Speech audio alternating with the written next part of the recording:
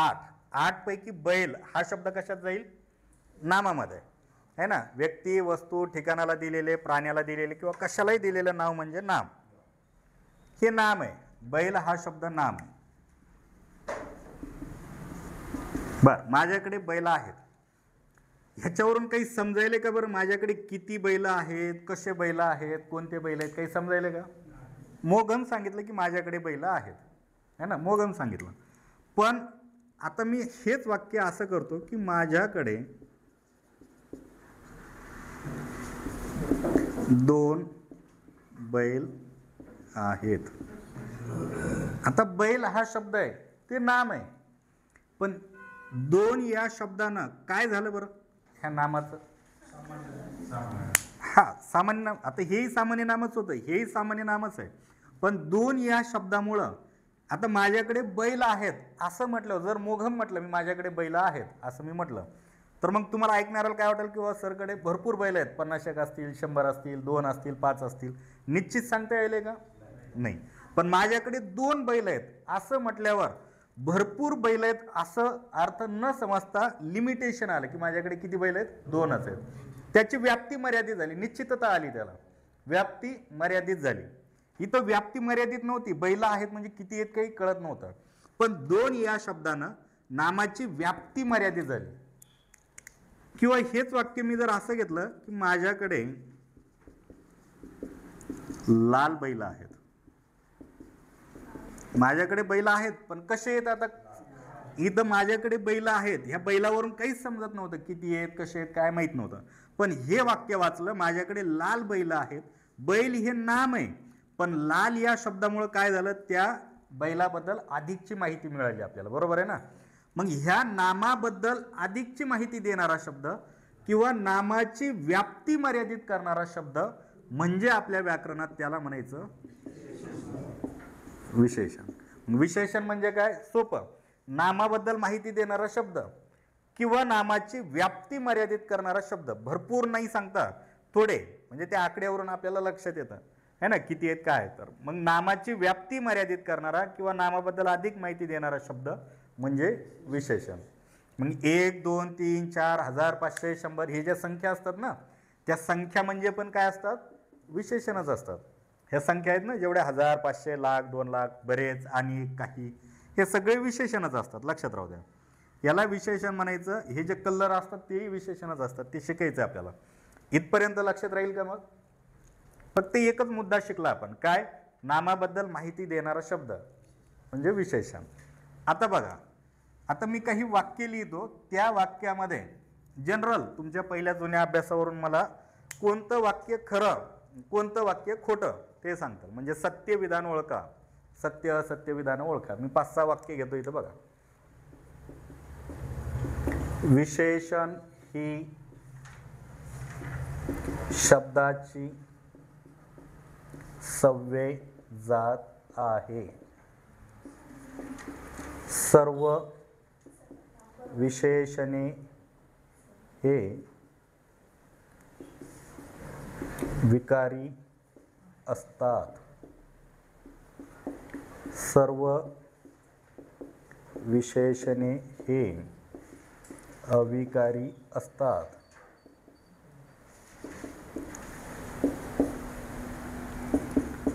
एका वाक्यात केवळ एकच विशेषण येते.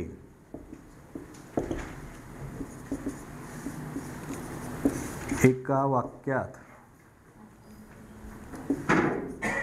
विशेषण हे केवळ नामापूर्वीच येते.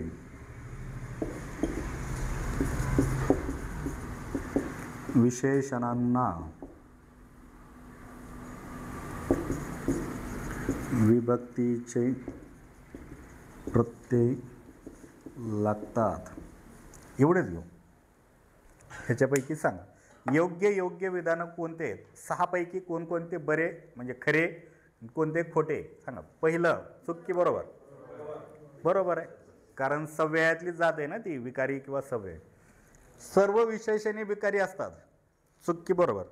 काही सांगा, काहींनी बरोबर सांगा, काहींनी बरोबर, ज्याला जसं वाटतं त्यांनी तसं सांगा. तिसरं आहे, सर्व विशेषणे अविकारी असतात. चूक. एका वाक्यात केवळ एकच विशेषण येते. चूक. विशेषण केवळ नामापूर्वीच येते. बरोबर, काही बरोबर काही चूक. बर. विशेषणांना विभक्तीचे प्रत्यय लागतात. चूक. बरोबर. बर. आता बघा, काहींचं म्हणणं आहे चूक, काहींचं बरोबर, तर काहींना काहीच घेणं नाही. बरं ठीक आहे, त्यांचंही काहीतरी म्हणणं असतं, फक्त सांगत नाहीत ते, एवढंच आहे. त्यांना असं वाटतं, म्हणजे न सांगणाराला, बरं का, इथंच नाही, म्हणजे कुठं पण शाळेवर शिकवताना किंवा कुठं पण न सांगणाराला असं वाटतं आपण काही सांगावं आणि ते चुकलं तर, है ना. नाही नाही, असं मनाला वाटतं, तुमचं म्हणा नव्हे, बाकीच्या मुलांचं. मग नाही नाही म्हटल्यावर मग सांगितलं का नाही, हाही प्रश्न आहे. चुकतंय काय, असं चुकलं तरच माणूस शिकतो, है ना. चुकतं कोणाचं नाही, ज्याला येतं त्याचं चुकत नाही, जे काहीतरी करतो त्याचं चुकतं, है ना. मार्क कोणाला कमी पडतात, जो पेपर देतो त्याला. जे पेपरच देत नाही त्याला कमी पडतील का. त्याच्यात बोलत राहा. हे बघा, विशेषण ही शब्दाची सव्ययी जात आहे, यात तर काही विषय नाही, है ना. नाम शब्दांच्या जातीचे दोन प्रकारात वर्गीकरण केले होते, एक सव्यय एक अव्यय. सव्ययामधलाच कार्यक्रम चालू आहे आपला. त्यानंतर सर्व विशेषणे हे विकारी असतात. विकारीचा अर्थ काय बरं, विकारी आणि अविकारी म्हणजे काय. बदलणारे शब्द, आणि अविकारी म्हणजे न बदलणारे शब्द. बर. इथं लाल शब्द आहे, लाल. समजा बैल आहे म्हणून लाल, आणि गाय असती तर लाली केलं असतं का आपण. माझ्याकडे लाल बैल आहे किंवा माझ्याकडे लाल गाय आहे, म्हणजे ह्या विशेषणात बदल झाला का बरं, नाही झाला. बरोबर आहे ना. बर. आता हेच वाक्य बघा, तो मुलगा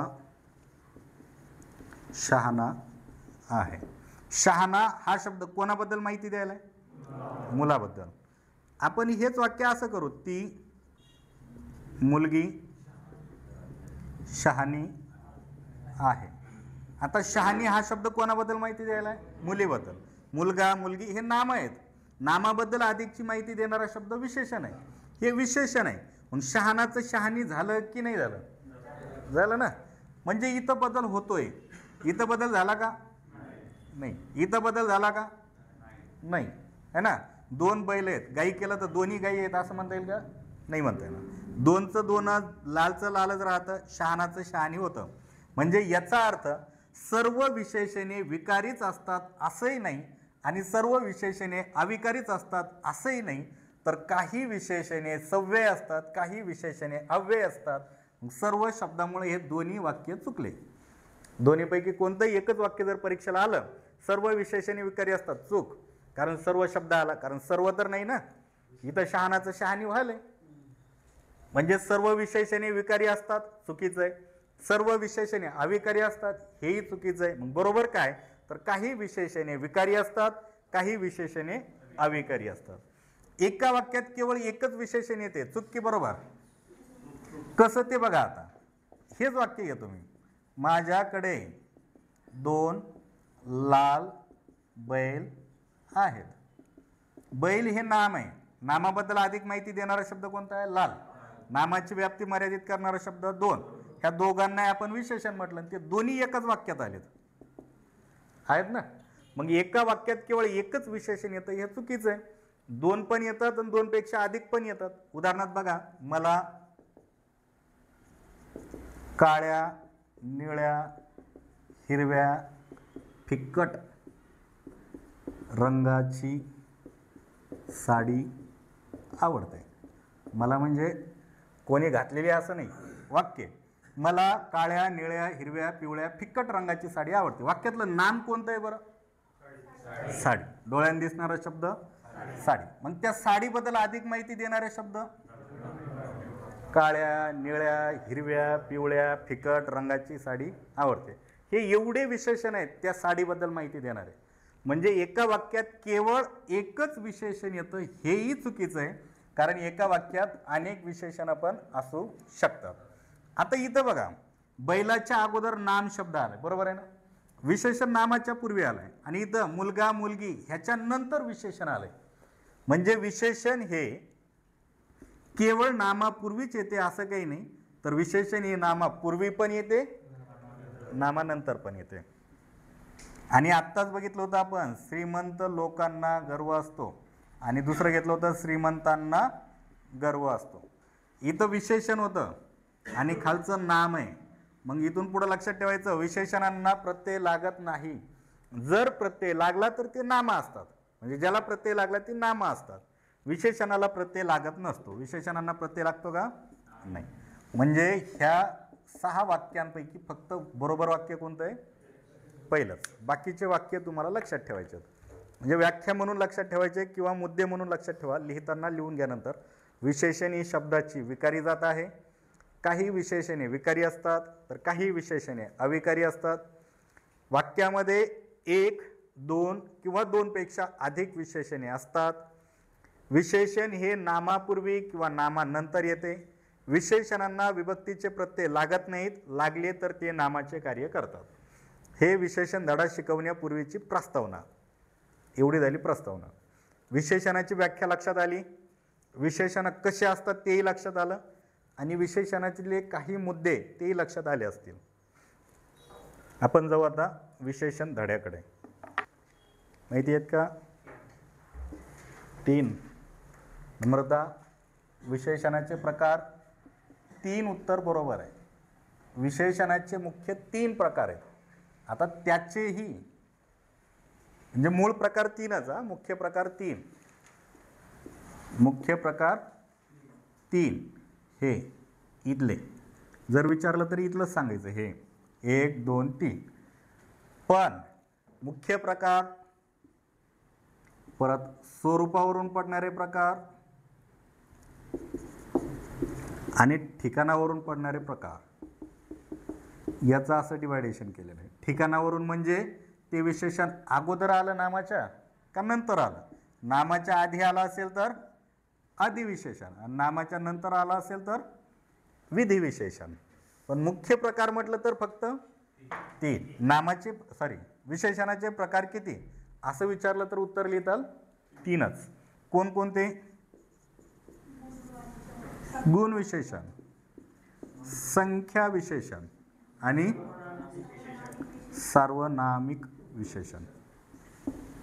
आता परत या संख्येचे प्रकार किती? 5. पुस्तक काढूनच बसले का मग? हा बरंच काय काय पाठ आहे का? फक्त हा मी पाठ केलंय, फक्त सांगताना मात्र पुस्तकात पाहावं लागतं. असं काय का? नाही, बरं सांगा, काही नाही. त्या निमित्तानं बोलतायत हे तरी चांगली गोष्ट आहे. बोलत राहा. हा सांगा. आता पहिलं आवृत्ती, गणना, हा, परत क्रम, परत आवृत्ती, पृथकत्व, अनिश्चित. आता सर्वनामामध्ये पण अनिश्चित सर्वनाम होतं आणि विशेषणामध्ये पण अनिश्चित विशेषण आहे. ह्या गणनाचे परत पुन्हा 3 प्रकार: पूर्णांक, अपूर्णांक आणि साकल्य. स्वरूपावरून, आता इथून पुढे प्रत्येकाचे स्वरूपावरून प्रकार पडणार आहेत. स्वरूप म्हटलं की 2च प्रकार, एक म्हणजे सिद्ध किंवा साधित, परत या साधितचे पुन्हा प्रकार नाम साधित विशेषण, धातू साधित, अव्यय साधित आणि समास घटित विशेषण. हे अधिविधी. असे एकूण टोटल मोजले तुम्ही 19 प्रकार भरतील. मोजावर सर्व. ते 3, 3 आणि 5 8, 9 10 11, 12 13, 14 15 16 17 18 19 असे प्रकार आहेत. संख्या आणि सार्वनामिक. त्यामधला पहिला प्रकार गुण विशेषण. गुण. लक्ष द्या, नामाच्या अंगी असलेले गुण दाखविणारं जे विशेषण असतं त्याला म्हणायचं गुण विशेषण. मग नामाच्या अंगी असलेले कोणकोणते गुण? रंग, रूप, आकार, चव है ना, स्वभाव, जे असेल तेवढे नामाच्या अंगी असलेले जे काही गुण असतात, गुण किंवा गुणधर्म नामाचे दाखविणारे जे विशेषण असतात त्याला म्हणायचं गुण विशेषण. गुण विशेषण उदाहरणार्थ बघा, आपण आत्ताच घेतलेलं होतं काळा बैल, लाल बैल, ठीक आहे ना, किंवा लाल साडी, बरोबर आहे ना, पिवळा आंबा. आता आंब्याचा किंवा साडीचा काय दाखवला या ठिकाणी? रंग दाखवलेला आहे ना, किंवा म्हातारी माणसे, माणसाचं स्वरूप दाखवलंय त्या ठिकाणी, बरोबर आहे ना, किंवा मोठा वाडा किंवा लहान मूल है ना, हे काय दाखवलं? त्याचा आकार. कडू कारले, चव दाखवलेली, कडू कारले, जे असेल ते तिखट भाजी किंवा गोड केळी. बा आता ह्यांची ही चव दाखवलेली, बरोबर आहे ना. मग चव दाखवलेला असो, आकार, उकार, चव, स्वभाव, स्वरूप. भांड कुदळ बायको असते ना, बायकोचा काय तो स्वभाव, आणि तो परमनंट असतो सगळ्या ठिकाणी. भांड कुदळ बायको, स्वभाव. मग स्वभाव दाखवणारे शब्द हे इकडचे नाम आहेत आणि त्यांच्याबद्दल अधिक माहिती सांगणारा शब्द जर रंग, रूप, आकार, उकार, चव, स्वभाव काही दाखवणारे असले तर त्याला कोणत्या विशेषणात टाकायचं? समजा वाक्य जर आलं की चप्पळ घोड्याने शर्यत जिंकली, चप्पळ घोड्याने शर्यत जिंकली. चप्पळ हा घोड्याच्या अंगी असलेला गुण आहे ना, चप्पळ. म्हणून चप्पळ शब्द कशात टाकताल तुम्ही? ह्या 19 प्रकारापैकी चप्पळ हा शब्द कुठे टाकताल? गुण विशेषणामध्ये. लक्ष द्यायला का बघा, रंग, रूप. आता तुम्ही म्हणताल एखादं जर वाक्य आलं त्यात एखादा जर शब्द आला, विशेषणाचा प्रकार सांगा, तर 19 पैकी टाकायचा कुठं? त्या बाकीच्यांचा विचारच नाही करायचा, पर्यायामध्ये बघायचं आणि ते पर्यायावरून ठरवायचं. पर्यायामध्ये 19 पर्याय राहणार आहेत का? 4च. गुण विशेषणाचं उत्तर असेल तर बघायचं तो शब्द गुण दाखवायला आहे का. नामाचा जर गुण दाखवत असेल तर त्याला गुण विशेषण म्हणा. मग गुण विशेषण लक्षात आलं का? रंग, रूप, आकार, उकार, चव, स्वभाव. पुढचा आहे संख्या. जर नामाची संख्या दाखवलेली असेल तर त्याला म्हणा संख्या विशेषण. आता ह्याही संख्या 5 प्रकारच्या असतात. गणना, ह्या गणनालाच मोज संख्या विशेषण सुद्धा म्हणतात. मोजणी, ज्या विशेषणावरून नामाची मोजणी करता येते, गणना करता येते, त्याला म्हणायचं गणनावाचक. आता ही पण गणना किंवा मोजणी 3 प्रकारे केली जाते. आता समजा मला सांगा जनगणना मोजायची, आपल्याला लोकांची संख्या मोजायची, वर्गातल्या लोकांची. तर वर्गातली विद्यार्थी मोजत असताना 1 2 3 4 5 असं मोजणार आहेत आपण, बरोबर आहे ना. मग 1 2 3 किंवा 10 किंवा 100 किंवा 500 किंवा 550 हे जे आकडे आहेत हे पूर्णांकात आपल्याला लिहिता येईल, बरोबर आहे ना. मग ज्या संख्या पूर्णांकात लिहिता येतात त्याला म्हणायचं पूर्णांकवाचक संख्या विशेषण. आता पाणी मोजायचं आहे आपल्याला. पाणी मोजताना समजा अर्धा लिटर किंवा पाव लिटर किंवा पावन किंवा सव्वा किंवा दीड अशा संख्या असतात ना. मग हे जे आकडे जर आले, तर हे आकडे पूर्णांकात लिहिता येतील का बरं? एक सारखा दीड हा अंक लिहिता येईल का?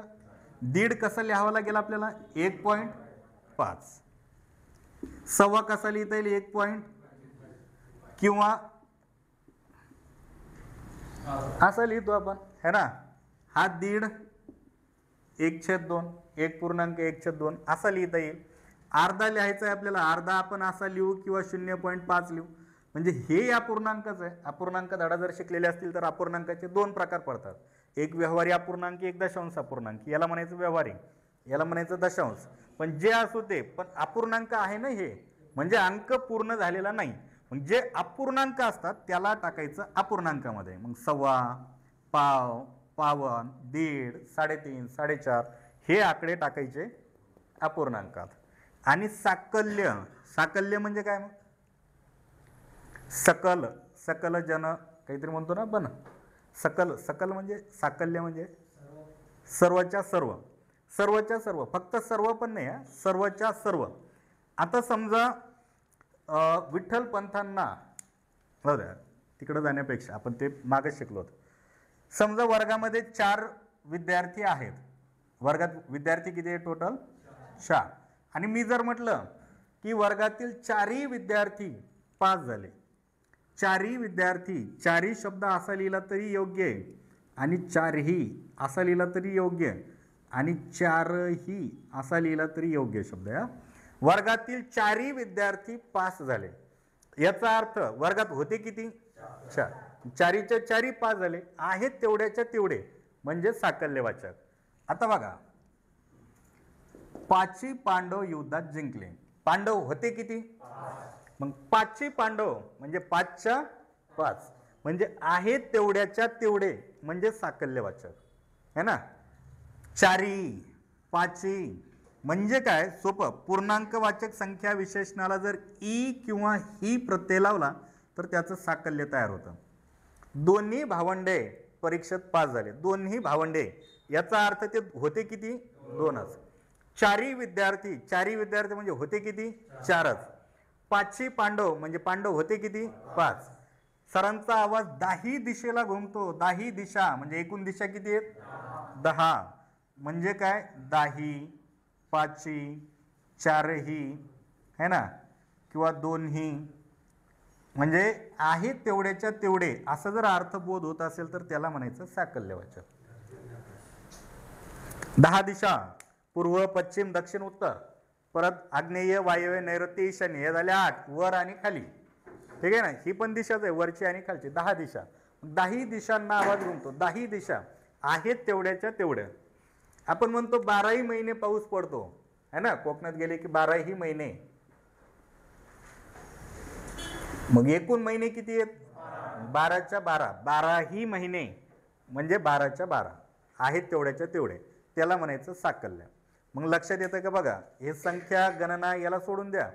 हे 3 प्रकार लक्षात आले का? बघा, पूर्णांक म्हणजे मला 2 भाऊ आहेत, 2चा आकडा पूर्णांकात लिहिता आला म्हणजे त्याला टाका पूर्णांकामध्ये. 19 प्रकारापैकी डोक्यात आणायचं, 2चा आकडा पूर्णांकात लिहिता येतो त्याला म्हणा पूर्णांकवाचक. बरोबर आहे. देवाला ₹1.25 दक्षिणा दिली, सव्वा पूर्णांकात लिहिता येत नाही म्हणजे ते अपूर्णांकात आहे म्हणून त्याला अपूर्णांकात टाका है ना. त्यानंतर 4ही, 5ही असे सर्वच्या सर्व आले, साकल्यमध्ये टाका. इथपर्यंत ठीक आहे. पुढचा प्रकार बघा, सध्या कितवा महिना चालू आहे बरं? सध्या आपल्या कॅलेंडरनुसार 9वा महिना चालू आहे. हा 9वा काय झाला बरं? महिन्याचा क्रम झाला ना. पहिला महिना, दुसरा महिना, तिसरा महिना. मग पहिला, दुसरा, तिसरा असे जर शब्द वाक्यामध्ये आले तर त्याला म्हणायचं क्रमवाचक है ना. त्यानंतर बघा, कृष्णाच्या आईचं नाव काय होतं? यशोदा, देवकी. देवकीच्या 8व्या मुलांच्या हस्ते कंसाचा कार्यक्रम होणार होता. बरोबर आहे ना. 8वा मुलगा म्हणजे 8वा हा काय झाला? त्याचा क्रम झाला. म्हणजे पहिला, दुसरा, तिसरा, चौथा हे पहिले क्रम आपल्याला माहिती आहेत. पहिला, दुसरा, तिसरा, चौथा हे जर 4 अक्षर पहिले सोडले तर बाकी वा प्रत्यय जर लागला, वा, वी, वे, व्या, एखाद्या संख्येला समजून जायचं त्याला म्हणायचं क्रमवाचक संख्या विशेषण. 5वा, 6वा, 10वा, 12वा, 100वा, 1000वा वा प्रत्यय लागला संख्येला की त्याचा क्रम तयार होतो. मग क्रम दाखवणाऱ्या विशेषणाला क्रमवाचक संख्या विशेषण म्हणायचं. आता बघा, ह्या माडीवर किंवा इमारतीमध्ये 3रे घर पाटलांचे आहे. 3रे घर, मग 3रा हा काय झाला? त्या माडीचा क्रम झाला म्हणून त्याला म्हणायचं क्रमवाचक संख्या विशेषण. क्रम लक्षात आला का? 4ही पाहून घ्या, लक्षात आले असतील. त्यानंतर बघा, आवृत्ती. आवृत्ती म्हणजे पुनरावृत्ती. पुनरावृत्ती. कसे असतात विशेषण पुनरावृत्तीचे?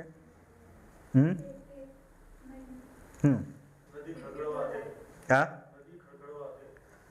हा, खळखळ हे आवृत्ती. आता ते व्याकरणामध्ये खूप पुढचा धडा आहे. हा, चौपट. आता खळखळ हा शब्द आवृत्तीमध्ये येतो, पण तो शब्दसिद्धी नावाच्या धड्यामध्ये. शब्दसिद्धी आपल्याला जायचंय तिकडे. शब्दसिद्धी, एखादा शब्द कसा तयार झाला. इकडं मात्र बरोबर उत्तर आलं, चौपट. आवृत्ती म्हणजे पुनरावृत्ती झालेली असते. पट पट, आवृत्ती म्हणजे पट पट पट. आता बघा, मुलगी माहेरला आली है ना, मुलीला पाहताच वडिलांचा आनंद द्विगुणित झाला. द्विगुणित म्हणजे ती मुलगी आली, माहेराला आली म्हणजे तो एक आनंद, आणि मुलगी आली, मुलगी म्हणजे थोडा जास्तच आनंद होतो, दुप्पट आनंद झाला, द्विगुणित आनंद झाला. द्विगुणित म्हणजे दुप्पट है ना. बँकेत पैसे ठेवले की 2 वर्षात रक्कम तिप्पट होते. कोणत्या? ज्ञानोबा अर्बनमध्ये का? ज्ञानराधामध्ये का आदर्शमध्ये? रक्कम तिप्पट होणे म्हणजे पट दाखवली, बरोबर आहे ना. पट आली की त्याला म्हणायचं आवृत्तीवाचक. दुप्पट, तिप्पट, चौपट, पाचपट है ना, पाचपट, ह्या सगळ्या पट म्हणजे आवृत्तीवाचक. बघून घ्या, लक्षात येतंय का? पूर्णांकात लिहिता आलं तर पूर्णांक, अपूर्णांकात लिहिता येणाऱ्या अपूर्णांक, सर्वच्या सर्व म्हणजे साकल्य, पहिला दुसरा तिसरा क्रम, एकपट, दुप्पट, तिप्पट, चौपट, पाचपट, सहापट म्हणजे आवृत्ती. पृथक, पृथकचा अर्थ होतो विभागणी करणे, विभागणी. आता मला सांगा, आता सैनिक 5-5च्या गटाने चालत होते, 5-5च्या गटाने किंवा 10-10च्या गटाने चालत होते. मग मला सांगा, सैनिक फक्त 5च होते का? भरपूर होते, भरपूर सैनिक आहेत, पण त्यातले गट पाडले, 5-5चा गट है ना. एकूण सैनिकांपैकी 5-5च्या तुकडीने सैनिक चालत होते, 5-5चा गट. किंवा आता प्रभात फेरी काढताना 26 जानेवारी 15 ऑगस्टला झेंड्याची प्रभात फेरी काढतो, तर मुलं कसे चालतात? 2-2च्या गटाने मुले जातात. मुलं 2च आहेत का त्या ठिकाणी? मुलं अनेक आहेत, पण त्यांच्यापैकी आपण काय केले? त्याचे तुकडे पाडलेत, तुकडे पाडलेले 2-2चा गट. पृथक म्हणजेच विभागणी करणे. एकूण संख्येपैकी विभागणी करून दाखवलेल्या ज्या संख्या असतात त्याला म्हणायचं पृथकत्व. याच्यामध्ये आणखी बघा, त्याने पुस्तकातील एक ओळ वाचून काढली. एक ओळ, एकच ओळ होती का पुस्तकात? भरपूर ओळी होत्या, पण त्याच्यापैकी एक ओळ. किंवा 2-2चे मुलं, 5-5च्या रांगा, 10-10ची तुकडी, मग असे जोडून शब्द आले की त्याला म्हणायचं पृथकत्ववाचक है ना, पृथकत्ववाचक. पुढचा मुद्दा बघा, मला काही पैशांची गरज आहे. किती पैशांची गरज आहे सांगता येईल का बरं? मला काही पैशांची गरज आहे. 100, 200, 1000, 500 निश्चित सांगता येईल का? काही म्हणजे नाही सांगता येणार. म्हणून काही याला कोणतं विशेषण म्हणा? किंवा सरांकडे भरपूर पैसा आहे. भरपूर म्हणजे किती? 1000-1500 रुपये. निश्चित सांगता येईल का भरपूर म्हणजे किती? नाही सांगता येणार. म्हणून याला म्हणायचं अनिश्चित. वर्गातील सर्व विद्यार्थी पास झाले. सर्व म्हणजे किती? 10 विद्यार्थी होते का 50 होते का 100 होते? नाही सांगता येणार. म्हणून सर्व पण कशात टाका? अनिश्चित. सर्वच्या सर्व जर आला तर साकल्य, सर्वच्या सर्व साकल्य. फक्त सर्व आला तर अनिश्चित, बरं का. त्यानंतर काही पक्षीच उडू शकतात. काही म्हणजे किती है ना? अल्प, भरपूर, किंचित, थोडे, पुष्कळ. हे शब्द सर्व कशात टाकायचे? अनिश्चित मध्ये. लक्षात यायले का? बघून घ्या. बघा, विशेषणामध्ये काय काय शिकलोत आपण. गुण विशेषण माहिती झालं का? रंगरूप, आकार, उकार म्हणजे गुण विशेषण. गणना म्हणजे मोजणी करणार. पण मोजणी जर पूर्णांकात झाली की वर्गात 100 विद्यार्थी आहेत, 100 आकड्यात लिहिता येतं, म्हणून त्याला कशात टाका? पूर्णांकात. 1.5 लिटर पैकी 1.5 हा आकडा पूर्णांकात लिहिता येईल का? अपूर्णांक, म्हणून त्याला म्हणा अपूर्णांक वाचक. पाची पांडव युद्धात जिंकले, होते पाचच, पाचीच्या पाची कशात टाका, साकल्यवाचक है ना. आठवा मुलगा क्रमवाचक है ना. पाचपट रक्कम आवृत्तीवाचक है ना. किंवा 2-2च्या गटाने मुले चालत होती पृथकत्व. आणि भरपूर पैसा, काही पाणी, अनिश्चित मध्ये. एवढे प्रकार लक्षात आले का बघा. म्हणजे कुठलेही वाक्य येऊ द्या, कोणतेही विशेषण येऊ द्या, ह्या इकडच्या पैकी आता जेवढं शिकवलं तेवढ्यापैकी जर आलाच पर्यायामध्ये तर तुम्ही ओळखू शकता, काही अडचण नाही. एक प्रकार घेऊ आपण सार्वनामिक, नंतर थांबून जाऊया. सार्वनामिक एक घेऊ फक्त. त्यातला एक प्रकार राहिला सार्वनामिक, तेवढा घेऊ म्हणजे विशेषण संपूनच जाईल आपलं. 19 पैकी फक्त हे स्वरूपावरून पडणारे तेवढे राहतील. विशेषण मी, ह्या शब्दाची जात काय बरं, सर्वनाम है ना. प्रोनाउन आहे ना हे, सर्वनाम. मी हा शब्द सर्वनाम आहे, आपण बघितलंय अगोदर, प्रथम पुरुषी एकवचनी सर्वनाम. मी बघा, मी व्याकरण शिकवतो, जे असेल ते, हे सर्वनाम आहे आपल्याला माहिती आहे, काही सांगायची गरज नाही. पण मी जर म्हटलं माझी गाडी पंक्चर झाली समजा, असं लिहू आपण. पंक्चर होणारी मी आहे की माझी गाडी आहे, गाडी. म्हणजे कोणाबद्दल बोलायला वाक्यामध्ये, गाडीबद्दल. गाडी पंक्चर झाली असं म्हटलं असतं तर गाड्या लाखो आहेत, कोणती झाली, माझी झाली. माझी हा शब्द नामाबद्दल अधिकची माहिती द्यायला, बरोबर आहे. म्हणजे हे झालं सर्व, हे झालं विशेषण. हे आपल्याला लक्षात यायला, क्लिअर कट लक्षात यायला की ते नामाबद्दल अधिक माहिती द्यायला म्हणून तो शब्द झाला विशेषण. पण हा मूळचा विशेषण आहे का, नाही. तो मी या सर्वनामापासून तयार झाला. मी या सर्वनामापासून माझी हा शब्द तयार झाला, म्हणून सर्वनामापासून तयार झालेल्या विशेषणाला काय म्हणा, सार्वनामिक विशेषण. बरोबर आहे ना. आता बघा, तू ह्याची जात काय आहे बरं, सर्वनामच आहे. तू, तुम्ही सर्वनामच आहे. पण मी जर म्हटलं तुमचा मुलगा खोडकर आहे, तुमचा मुलगा खोडकर आहे, खोडकर असणारा कोण आहे, नाम कोणतंही वाक्यामध्ये, मुलगा. मग आता मुलगा खोडकर आहे, कोणता मुलगा, मुलगा तर करोड मुलं आहेत, पण कोणता मुलगा, तुमचा मुलगा खोडकर आहे. नामाबद्दल अधिक माहिती देणारा शब्द हे फिक्स झाला, आपल्याला माहिती झालं, हे विशेषण आहे. पण हे विशेषण कोणापासून बनवलंय आपण, तू या सर्वनामापासून, म्हणून याला म्हणा सार्वनामिक विशेषण है ना. आणखी एक वाक्य बघा, हा, हा हे विशेषण आहे. मग याच्यापासून बघा, असला नवरा नको ग बाई, म्हणतो ना आपण, आलेलं वाक्य आहे, असला नवरा नको ग बाई, किंवा असला दादला नको ग बाई. मग कोणता नवरा नको, नको असलेला काय है ना. म्हणजे हा झाला कर्ता किंवा नाम, आणि त्या नामाबद्दल अधिक माहिती देणारा शब्द कोणता, नवरा, असला नवरा है ना. असला म्हणजे दारू पिणारा वगैरे जे असेल ते, असला नवरा नको ग बाई. मग असला शब्द कशापासून तयार झालाय, हा, हा या सर्वनामापासून, हा पासून, हा ह्याच्यामुळे, यामुळे, हा असला है ना, हा, ही, हे असे शब्द तयार होतात. मग सर्वनामापासून तयार झालेल्या विशेषणाला म्हणा सार्वनामिक विशेषण. अशा प्रकारे विशेषण हा घटक या ठिकाणी संपला.